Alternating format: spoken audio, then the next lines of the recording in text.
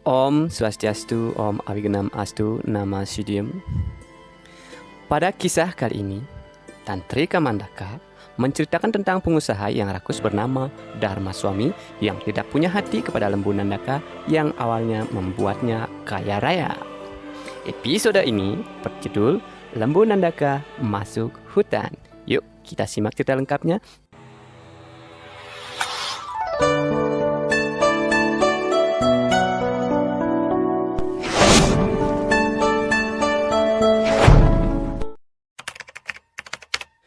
Pada zaman dahulu kala, ada seorang Brahmana yang sangat hina dan sangat tertib serta patuh memuliakan patung Iswara atau Siwa. Dan dengan sangat ia memohon kepada Dewa Siwa agar kepadanya diberi berkah dan rezeki yang banyak. Permohonannya pun terkabul. Dianugerahkanlah suatu kemurahan bahwa setiap benda yang dijumpainya akan merupakan barang dagangan baginya. Pada suatu waktu, secara kebetulan, ia menemukan seekor anak lembu jantan yang memiliki ciri-ciri akan dapat mendatangkan keuntungan. Karena ternyata bahwa anak lembu itu adalah keturunan Nandini. Oleh karenanya, sang Brahmana bermaksud akan memelihara anugerah dewa itu. Memang benar, di zaman dahulu orang-orang ahli sihir selalu menerima anugerah Dewa Siwa berupa lembu. Dahulu terkenallah bahwa Bhagawan Wasista menerima anugerah lembu Nandini dari para dewa. Maka setelah itu segala sesuatu ia inginkan terkabul dan lembunya memberi susu kepadanya. Sekarang aku telah memiliki sendiri seekor lembu jantan.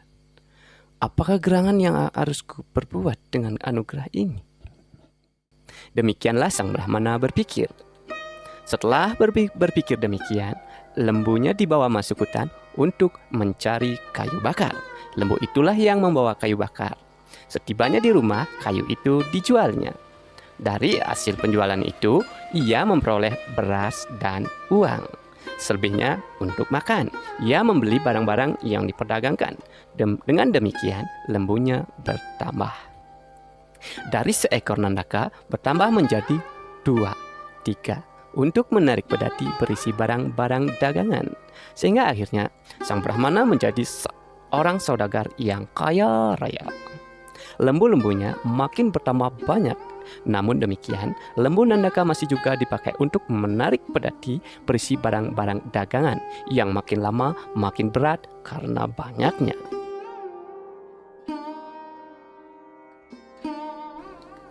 Sekarang, sang Brahmana telah berhasil memiliki kira-kira 1000 ekor lembu yang semuanya digunakan untuk mengangkut barang-barang dagangan untuk dijual ke daerah-daerah pedalaman. Apakah selanjutnya yang terjadi selama itu?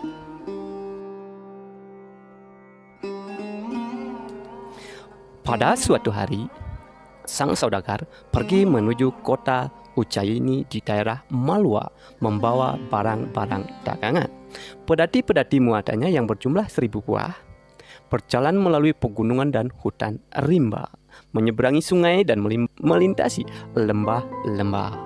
Di dekat daerah pegunungan Ujjaini Malwa terdapat sebuah makam di tepi sebatang sungai yang deras dengan airnya yang jernih sekali serta amat banyak ikan-ikannya.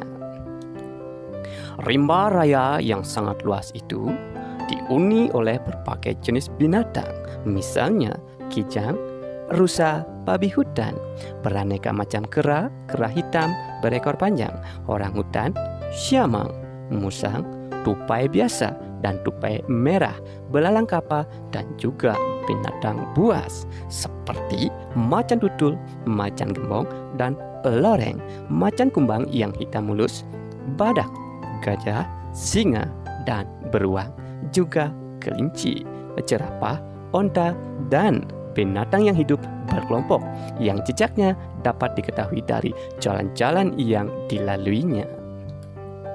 Berjenis-jenis burung bersiul-siul di pohon-pohon. Demikian riuh suasana dalam hutan Ujjaini Malwa. Itulah keadaan daerah yang sedang dilalui sang Brahmana. Sang saudagar berjalan paling depan menunggang kuda. Menjelang matahari terbenam, ia memilih tempat untuk beristirahat malam harinya. Bagi pedati-pedatinya, ia menunjukkan tempat yang cocok letak serta keadaan yang sesuai untuk tenaga-tenaga pengawal yang menjaga keamanan barang-barang berharga dan persediaan makanan. Itulah sebabnya ia selalu berjalan paling depan, dan memang selalu demikianlah caranya Brahmana mencari tempat penginapan. Setelah semua pedati muatan tiba, lalu ditempatkan pada tempat yang telah dipilihnya. Hanya sebuah pedati yang belum tiba, yaitu yang ditarik oleh Nandaka, lembu yang pertama-tama ia pakai pada permulaannya berdagang. Lembu ini berkata dalam hati, "Oh, kau manusia yang bernama Dharmaswami. Hanya namamulah Dharmaswami. Akan tetapi kau adalah seorang yang jahat. Ketika dahulu kamu dalam kehidupan penuh kesengsaraan dan miskin, aku telah datang seorang diri kepadamu. Kamu lalu mulai dengan berdagang kayu. Jalang benar nasibku. Aku selalu dibebani kayu yang banyak. Kayu dijual, pendapatannya dibelikan beras, dan beras itu dimuatkan pula di atas punggungku sebagai barang dagangan, dan itulah akhirnya menjadi emas. Kemudian ia berdagang bermacam-macam barang dengan menjelajahi kota dan desa-desa. Dari perdagangan itu, ia berhasil mendapat keuntungan demi keuntungan. 2-3 ekor. Lembu kemudian menjadi 100 ekor. Binatang angkutannya bertambah, sehingga kini ia memiliki ribuan pedati yang penuh memuat barang-barang. Namun demikian ia tidak juga meringankan pekerjaanku. Dalam ia berdagang dengan menggunakan pedati-pedati, aku harus selalu ikut. Aku yang bertugas paling berat. Selalu diadakan perbedaan antara aku dan binatang-binatang yang lain.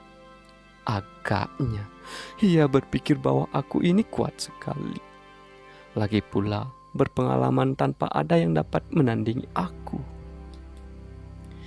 Itulah sebabnya aku selalu diberi tugas yang makin berat. Apakah orang semacam ini dapat disebut adil? Manusia demikian lebih tepat diberi nama Papa Suami karena ia tidak bersifat adil. Demikianlah lembu Nandaka berpikir. Dalam pada itu, sang Brahmana telah berjalan kembali dan makin dekat padanya. Seluruh badan Nandaka menggigil gemetar, matanya melotot dan akhirnya rebah serta menyembur-nyemburkan napas seolah-olah akan mati. Nandaka yang cerdik memang sedang berpura-pura. Dharmaswami cepat-cepat mendekatinya, turun dari kudanya dan berkata kepada Nandaka dengan air mata bercucuran, "Mengapakah kau sekejam ini terhadapku? Apa kau tidak suka lagi kepadaku? Baiklah, aku cari seorang tua yang dapat menolong engkau dengan membacakan mantra-mantra bagimu. Ampunilah aku bahwa kau telah jatuh sakit." Demikianlah sang Brahmana berkeluh kesah. Nandaka mendengar itu semua seraya berkata dalam batinnya, "Oh, sekarang begitu manis Papa Suami, padahal ia selalu bertindak kejam terhadapku. Dan sebenarnya aku masih belum akan mati. Aku hanya mencari daya upaya untuk dapat terlepas daripadanya." Maka selanjutnya Nandaka menunjukkan pandangan mata yang sayu. Sedangkan napasnya makin lama makin hebat, menyembur dan kakinya dibuat kejang. Nandaka pasti akan mati. Demikian kata orang yang melihatnya. Sang Dharmaswami amat bersedih hati dan menangis. Kepada kedua orang budaknya yang bungkuk, si Pinet dan si Teka, sang Brahmana itu memerintahkan, "Hai bungkuk, kamu berdua harus menjaga Nandaka. Kalau ia tetap hidup, kamu harus membawa dia ke Ujjayini Malwa dengan barang-barang dagangan yang sekira ia masih mampu mengangkut. Kalau ia mati, harus dibakar dengan upacara-upacara. Maka, kepada siapa saja yang lewat di sini, berikanlah hadiah-hadiah itu berupa barang-barang yang diangkut oleh lembu itu. Aku akan sangat bersyukur bila ada seorang pendeta atau seorang brahmana biasa yang hadir. Kepada mereka kamu harus mohon agar mau membacakan doa itu untuk kelepasan jiwa Nandaka. Adapun barang-barang yang di sana itu sesungguhnya pedati-pedati dan barang-barang itu amat berharga. Jagalah Nandaka dan berhati-hatilah. Aku kembali ke tempatku bermalam. Besok pagi kita berangkat dari sini. Maka Dharma Swami segeralah pergi, sedang si Pinet dan si Deka tetap tinggal di dekat Nandaka untuk menjaga serta menunggu sang lembu sembuh kembali. Akan tetapi Nandaka tak mungkin akan sembuh kembali sebab ia tetap terbaring dalam keadaan pingsan tanpa dapat bergerak sedikit pun. Kita pasti akan tinggal lama sekali di sini. Kalau harus menunggu sampai saudagar kita datang kembali, dan kalau lembu itu mati, kita harus menunggu datangnya seorang pendeta dan orang yang akan menerima sedekah barang-barang ini, kata si Deka.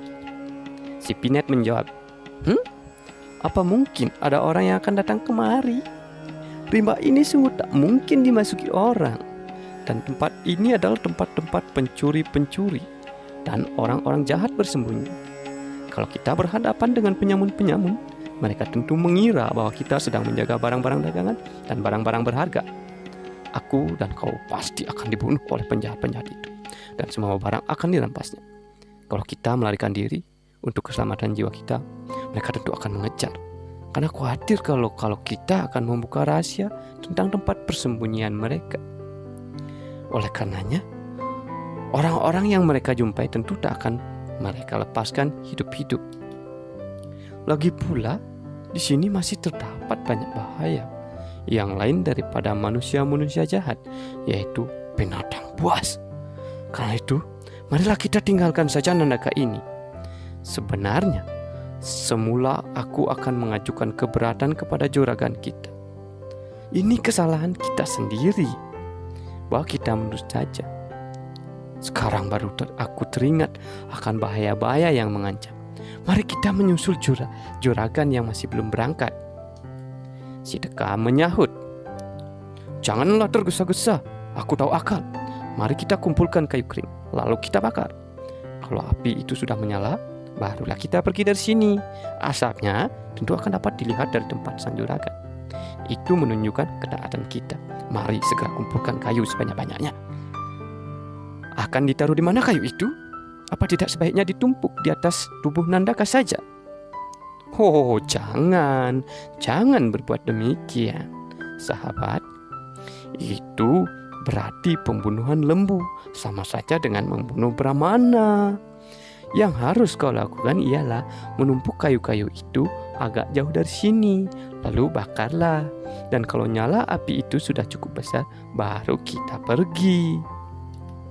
Demikianlah mereka berdua bersepakat, dan si Deka lalu segera melepaskan cincin hidung dan tali kendali Nandaka. Lembu jantan itu segera pergi masuk ke dalam hutan. Sesudah si Pinet dan si Deka menyalakan api, dan sesudah nyala api besar dan asapnya menjulang tinggi, mereka lalu pergi menuju ke tempat perkemahan sang Brahmana untuk menceritakan bahwa Nandaka telah mati. Demikian mereka bersepakat dan cepat-cepatlah mereka pergi. Setiba di tempat sang Brahmana, diceritakanlah bahwa Nandaka telah mati. Api yang kelihatan jauh itu adalah tempat pembakaran Nandaka.